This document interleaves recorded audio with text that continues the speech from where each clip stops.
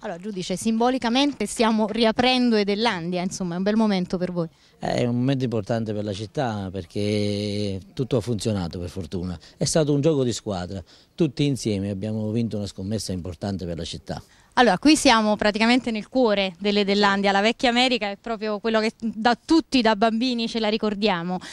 Certamente questo è il luogo simbolo dell'Edellandia di Napoli, la vecchia America, e le dico che ancora oggi tutti coloro che hanno visitato il parco in funzione dell'acquisto apprezzavano moltissimo questa scenografia che ha circa 50 anni. L'imprenditore che diciamo si è aggiudicato l'Edellandia, ricordiamolo, chi è e che garanzie vi ha dato? Allora, l'impresa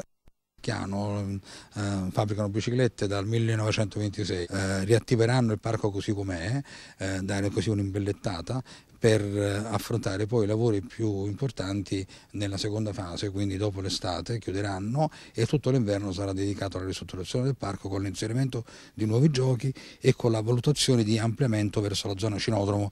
Giudice, c'è stato un grosso impegno del Tribunale, della curatela, ma c'è stato anche, diciamo, siete stati supportati dalle istituzioni. Il fallimento era complicato per questo, perché il suolo è di proprietà della Mossoltemare che è partecipato dal Comune di Napoli, dalla provincia, dalla Regione e dalla Camera di Commercio. Per cui tutti quanti insieme abbiamo dovuto seguire un percorso comune, un esempio di buona amministrazione per la città di Napoli e credo come esempio per tutta l'Italia. E noi siamo felicissimi tutti di intraprendere una nuova attività perché noi stiamo da 1 anno e mezzo senza lavoro e quindi aspettiamo con grande felicità questo momento che arrivi al più presto.